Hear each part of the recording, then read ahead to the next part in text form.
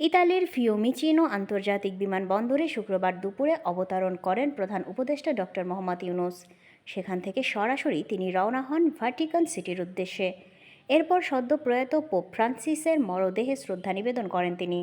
Italy প্রতিনিধি জানান, শ্রদ্ধা নিবেদন শেষে বিকেলে প্রধান উপদেষ্টার প্রেস সেক্রেটারি সাংবাদিকদের সঙ্গে এক মত বিনিময় সভায় উপস্থিত হন। সভায় তিনি জানান, প্রধান উপদেষ্টা ও পোপ ফ্রান্সিসের মধ্যে ছিল বন্ধুত্বপূর্ণ সম্পর্ক।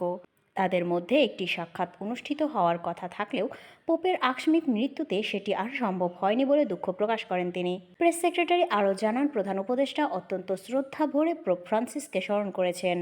তিনি বিশ্ব শান্তি ও মানবতার একজন প্রতীক হিসেবে পোপের অবদানকে মূল্যায়ন করেন। এ সময় সাংবাদিকরা আগামী জাতীয় নির্বাচন সম্পর্কে জানতে চাইলে প্রেস সেক্রেটারি নিশ্চিত করে বলেন, নির্বাচন যথাসময়েই অনুষ্ঠিত হবে, এই নিয়ে কোনো সন্দেহের অবকাশ নেই। তিনি আরও বলেন, প্রধান উপদেষ্টা গণতান্ত্রিক প্রক্রিয়া ও সময়মতো নির্বাচন আয়োজনের প্রতি আন্তরিক। দেশবাসীর আস্থা ও অংশগ্রহণের মধ্য দিয়েই একটি সুষ্ঠু নির্বাচন অনুষ্ঠিত হবে। মতবিনিময়ের সময় বিভিন্ন বিষয়ে সাংবাদিকদের ভিন্ন ভিন্ন প্রশ্নের উত্তরও দেন তিনি। দেশের সাম্প্রতিক রাজনৈতিক পরিস্থিতি, অর্থনীতি এবং আন্তর্জাতিক সম্পর্ক নিয়েও আলোচনা হয় এই সভায়। আমাদের চিফ অ্যাডভাইজার আপনারা জানেন যে ওনার সাথে খুবই একটা হৃদ্যতাপূর্ণ সম্পর্ক ছিল পোপ ফ্রান্সিসের। ওনারা দুজনই হচ্ছেন মার্জিনালাইজ পিপলদের নিয়ে কাজ করেন। আমাদের চিফ অ্যাডভাইজার সারা জীবন তার পুরো লাইফকে ডেডিকেট করেছেন গ্রামের পুরো মানুষদের জন্য, রুরাল ওমেনদের জন্য। এরা মার্জিনালাইজ পিপল। আমেরিকায় যে গ্রামীণ আমেরিকা আছে, সেটা আমেরিকার সবচেয়ে হতদরিদ্র মানুষের হয়ে কাজ করেন উনি। সারা পৃথিবীতে যেখানে কাজ করছেন সবই হতদরিদ্র গরিব মানুষ, যাদেরকে কেউ আসলে ঋণ দিতে চায় না, তাদের হয়ে উনি কাজ করেছেন। সেই জন্য ফ্রান্সিসের উনি ফ্রান্সিস ওনাকে অ্যাডমায়ার করতেন। ওনার সাথে একটা খুব বন্ধুত্বপূর্ণ সম্পর্ক ছিল। উনি একবার একটা চিঠি লিখেছিলেন পোপ ফ্রান্সিসের কাছে, এবং আপনি জানেন ওদের যে একটা নিউজ পেপার আছে রোজার ভেতরে রোমানা, হ্যাঁ, ওইখানে ওই ফ্রন্ট পেজে ওই চিঠিটা ছাপা হয়েছিল। পুরো ওনার যে চিঠিটা পুরো ফ্রন্ট পেজে সম্পূর্ণ চিঠিটা ছাপা হয়েছিল। তো এখন ওনার মৃত্যুতে উনি সাথে সাথে উনি শোকবাণী পাঠিয়েছিলেন, এবং আমাদের আপনি জানেন যে বাংলাদেশে আমরা 3 দিনের শোক ঘোষণা করেছি। ওই আলোকেই উনি কাতারে সফর করছিলেন এই যে পোপের অন্ত্যেষ্টিক্রিয়াতে অংশগ্রহণ করার জন্য কাতার থেকে আজকে সকালে রওনা দিয়েছেন। আজকে জাস্ট দুপুর 2:15 উনি রোম এয়ারপোর্টে আসেন। রোম এয়ারপোর্টে উনি সরাসরি চলে যান ভ্যাটিকান সিটিতে। ভ্যাটিকান সিটিতে সেন্ট পিটার্স ব্যাসিলিকায় পোপের যে কফিন রাখা হয়েছে ওইখানে সামনে দাঁড়িয়ে উনি তার প্রতি ট্রিবিউট হোমেজ প্রদর্শন করেন, সম্মান প্রদর্শন করেন।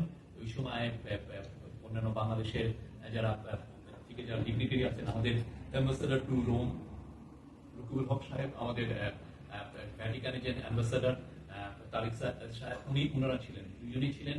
আমাদের এসডিজি কোঅর্ডিনেটর লামিয়া মুর্শেদ ছিলেন। আর ভ্যাটিকানের থেকে উনি যখন এয়ারপোর্টে আসেন, ভ্যাটিকানের থেকে যিনি রিসিভ করেছেন ওদের একটা স্টেট সেক্রেটারি অফ স্টেট, মানে এটা হচ্ছে মিনিস্টার বলতে পারেন, এটা জুনিয়র মিনিস্টার বলতে পারেন, উনি তাকে রোম এয়ারপোর্টে ওখানে রিসিভ করেন। তারপর উনি যখন এখানে আসেন এই ভ্যাটিকানে, সেখানে ওনাকে রিসিভ করা হয়। উনি ওইখানে ছিলেন 15-20 মিনিটের মতো। ওইখানে উনি ওনার ট্রিবিউট করে উনি তারপরে এসে পড়েন এই সেন্ট্রাল রোমের এই হোটেলে।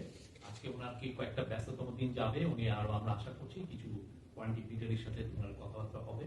এবং আগামীকাল সকালে আপনারা জানেন তো যে ওনার ফিউনারাল যেটা হচ্ছে সেখানে উনি জয়েন করবেন। পুরো পৃথিবী থেকে 132টা দেশের লিডাররা আসছেন, প্রফেসর ইউনূস থাকবেন। এবং আপনারা জানেন যে ইতালির এক পত্রিকায় কারা কারা আসছেন তার মধ্যে সবার তো ছবি দেওয়া যায় না, দেখা যাচ্ছে যে ট্রাম্পের এবং আমাদের চিফ অ্যাডভাইজার প্রফেসর ইউনূসের ছবিটা এসছে।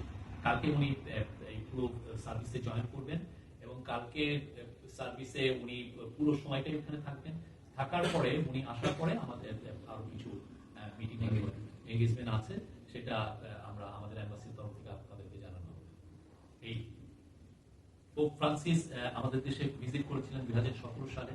উনি রোহিঙ্গাদের যে এত দুর্দশা, তাদের যে ফ্লাইট, তারা যে মানে মায়ানমারের মোস্ট পারসিকিউটেড মুসলিম মাইনরিটি, সেটা পুরো পৃথিবীর কাছে উনি তুলে ধরেছিলেন। পোপ ফ্রান্সিস পুরো পৃথিবীর সমস্ত মানুষের কাছে উনি একজন বলবো যে খুব বড় একজন ধর্মীয় নেতা। সবাই তাকে রেসপেক্ট করেন। উনি যেই ধর্মেরই থাকুক না কেন, প্রত্যেকটা ধর্মেরই লোকজন তাকে রেসপেক্ট করতেন। আর প্রফেসর ইউনূসের সাথে তার যে সখ্যতা, আপনারা আমরা যেটা জেনেছি যে সব উনি অনেকবার তার সাথে দেখা হয়েছে, অনেক বিষয়ে ওনারা একসাথে কাজ করেছেন এবং এই রোমে একটা জয়েন্ট 30 ইনিশিয়েটিভ লাস্ট নভেম্বরে লঞ্চ করা হয়েছে।